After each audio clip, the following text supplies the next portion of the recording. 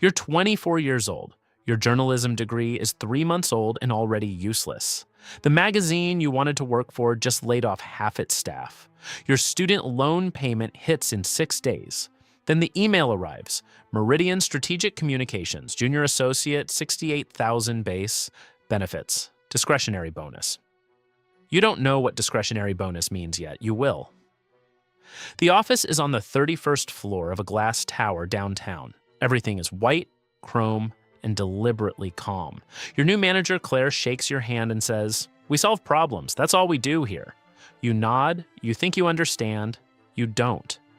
Your first week is NDAs, pages of them. You sign without reading closely because you need this job. The office smells like expensive coffee and recycled air. Everyone speaks quietly. Everyone moves with purpose. You tell yourself this is just communications work.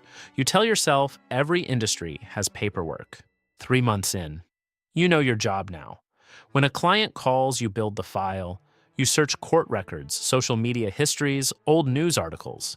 You find the skeletons first and before anyone else does. Your first real case is a regional politician. Procurement fraud? Nothing dramatic. You compile the dossier. You identify the 3 journalists most likely to break the story. Claire reviews your work and nods once. Good instincts, she says. The money clears on Friday. You buy better shoes. You stop thinking about the politician. You're losing sleep.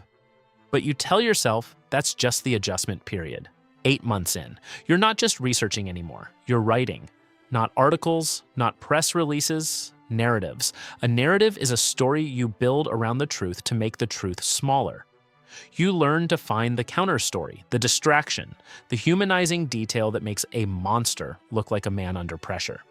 Your client this time is a pharmaceutical executive. There are internal emails, bad ones. You write the press statement. You coach the spokesperson. You draft the clarification that reframes everything. It works. The story dies in 48 hours. You're eating at a restaurant you couldn't afford a year ago. You drink more than you used to. You tell yourself the trade is worth it. You stop following the news about your clients after the work is done. It's cleaner that way. 14 months in, Claire introduces you to a client personally. He's a hedge fund manager, mid-50s. The handshake is firm and rehearsed. There's a sexual harassment settlement, 5 figures, an NDA already signed. But the woman's attorney is talking to a journalist anyway. Your job is to discredit without attacking, to make the journalist question the story without touching the victim. You introduce doubt carefully, surgically. The story never runs, your bonus arrives. It is not discretionary, it is very specific. Your chest has started doing something when you wake up at 3 a.m. Not pain, exactly. Pressure. You buy a fitness tracker. You tell yourself it's stress. 2 years in, you have your own junior researchers now. You train them the same way Claire trained you. Clean, methodical. You don't teach them to lie, you teach them to frame. Your clients are larger now. A mining conglomerate with environmental violations, a private equity firm restructuring a hospital network, a tech founder whose texts have been screenshotted. You solve all of it. You have an apartment with a view, a car you don't need, a wardrobe that costs more than your first year's salary. Your parents think you work in media relations. You do not correct them. You haven't spoken to a friend who knew you before this job in 4 months. 3.5 years in, you are no longer reactive. You are preventive. You build the architecture of innocence for people who are not innocent. You write the philanthropic strategies, the sustainability frameworks, the diversity initiatives. A foreign government is a client now. Your job is international perception. You make brutality look like diplomacy. At a conference in Geneva, a human rights researcher shakes your hand. She talks about accountability and transparency, and you nod and ask good questions. You throw her business card away in the hotel elevator. That night, you stare at the ceiling for a long time. You tell yourself the trade is worth it. The words come slower than they used to. 5 years in, your name is on the door now, figuratively. The firm doesn't put names on doors. You're in rooms where decisions happen, not business decisions, outcome decisions. You sit across from people whose net worth exceeds the GDP of small nations. You tell them what is possible, what can be contained, What needs to be retired? Retired is a word you use for stories that cannot be killed cleanly. You trust no one in the building.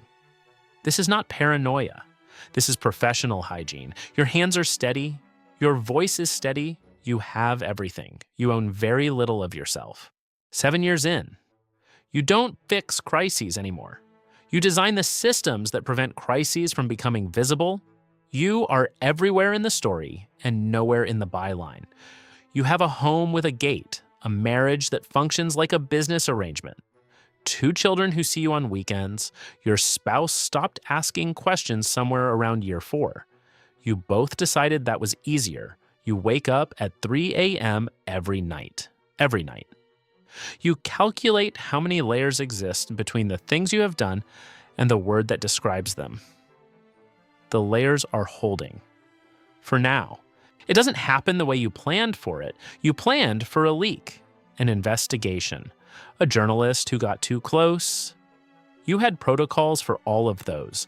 You didn't plan for a junior associate, 24 years old, journalism degree, desperate, exactly like you. Except she kept copies. The knock on your door comes on a Tuesday morning. Your coffee is still hot. The light through the window is ordinary and clean. 2 people in the doorway.